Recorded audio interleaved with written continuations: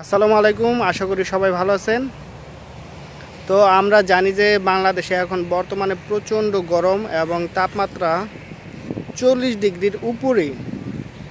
তাহলে বোঝাই যাচ্ছে যে কতটা অসহনীয় গরম বাংলাদেশে চলাফেরার ক্ষেত্রে কিন্তু অনেকটা ব্যাঘাত ঘটতেছে। তো সব কিছু মিলে বাংলাদেশের আবহাওয়া কিন্তু অনেকটা অসহনীয় গরম। তো এমত অবস্থায় অনেকে কোয়েশ্চেন করে যে সিঙ্গাপুরের তাপমাত্রা কেমন বা কতটা কমফোর্টেবল, অথবা বাড়ির লোকজন বা নিকট আত্মীয়জন তারা অনেক সময় মনে করে যে সিঙ্গাপুরে তাপমাত্রা মনে হয় অনেকটা সহনশীল বা অনেকটা মানে আরামদায়ক, এরকমটাই মনে করে। আচ্ছা, যাই হোক, সকলের উদ্দেশ্যে কথা হচ্ছে সিঙ্গাপুরের তাপমাত্রা কিন্তু এখন বর্তমানে মানে আজকে এই মুহূর্তের কথা বলতেছি 32 ডিগ্রি সেলসিয়াস।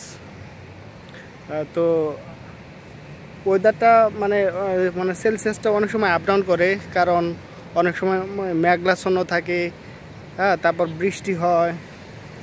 তো আবার এরিয়া ভিত্তিক, যদিও দেশটা একেবারে ছোটো সাগর একটা দ্বীপের মধ্যে,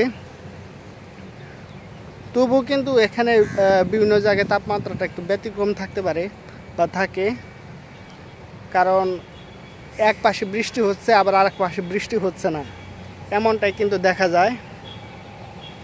আর যতটুকু আমি ব্যক্তিগতভাবে বা আমার মতামত থেকে আমি বলতে পারি যে পার্শ্ববর্তী মানে দেশগুলোর আবহাওয়ার দিক দিয়ে তুলনা যদি করা হয় তাহলে বেশ কমফোর্টেবল আবহাওয়া কিন্তু সিঙ্গাপুরে।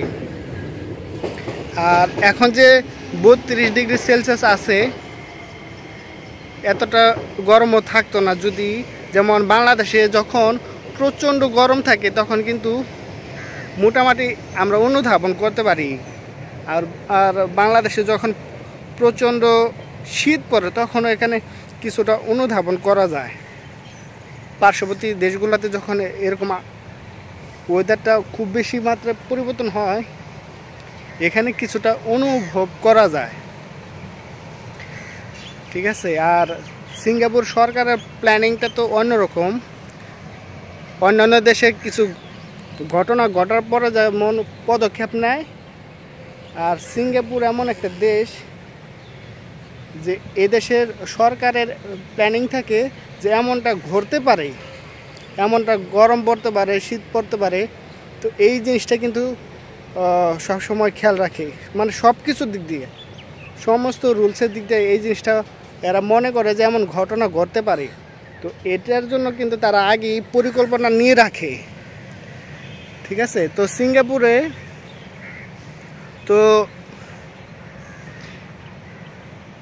গাছপালা কিন্তু মানে প্রতিটা জায়গায়, রাস্তাঘাটের পাশে, হ্যাঁ, তারপর যে প্রত্যেকটা যে বিল্ডিং হয় বা ব্লক হয়, এইচডিবি, তো এরকম বিল্ডিংগুলো যেখানে থাকে সেখানে কিন্তু বাগানের মতো থাকে, বিভিন্ন গাছ থাকে, অনেক জায়গায় মানে ক্যানোপি এরিয়া থাকে।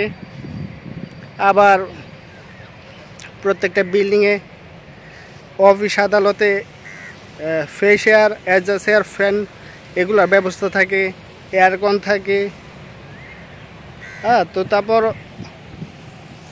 পরিবেশ মানে যাতে শীতল থাকে এই দিক দিয়ে খুবই সচেতন। বিশেষ করে গাছপালার দিক দিয়ে খুবই সচেতন। কোথাও যদি গাছ অনেক মাত্রা বড় হয়ে যায়, সেই গাছ কিন্তু কেটে সাথে সাথে কিন্তু সেখানে আবার নতুন করে বৃক্ষরোপণ করে, ঠিক আছে। তো রাস্তা, বিশেষ করে প্রত্যেকটা রাস্তার পাশে কিন্তু গাছ লাগানো থাকে।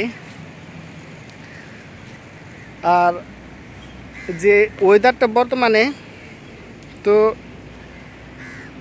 একমাত্র সমস্যাটা হয় কখন, যেমন যারা কনস্ট্রাকশন কাজ করে রোদ্রের মধ্যে, তখন কষ্ট হয়। কিন্তু নর্মালি চলাফেরায় খুব একটা কষ্ট হয় না, কারণ বাসে যদি ওঠা হয় এসি আছে, এমআরটিতে মানে ট্রেনে যদি যাতায়াত করা হয় ট্রেনের মধ্যে এসি আছে। হ্যাঁ, তো আর যদি ডরমেটরিতে বসবাস করা হয় ডরমেটরি লোকদের জন্য কিছুটা ব্যাঘাত ঘটে, কারণ অনেক ডরমেটরিতে হয়তো বা ফ্যান অ্যালো থাকে না, মানে ব্যক্তিগত ফ্যান, কিন্তু ডরমেটরি কর্তৃপক্ষ থেকে অ্যালো মানে তারা প্রোভাইড করে। তো সব কিছু বিবেচনা করে কিন্তু যে চলাফেরা করতে যে অসুবিধা হয় এমনটা কিন্তু না, চলাফেরার ক্ষেত্রে কোনো অসুবিধা আমি দেখছি না।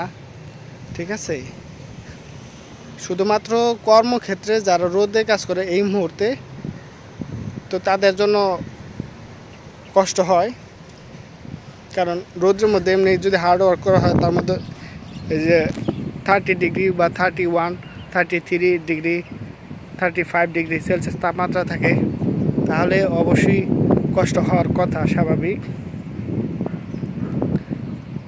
তো যারা সিঙ্গাপুরে ভিজিটে আসতে চায় তাদের জন্য কোনো অসুবিধা নাই, কারণ ভিজিটে আসলে চলাফেরার জন্য কোনো অসুবিধা হওয়ার কথাই না।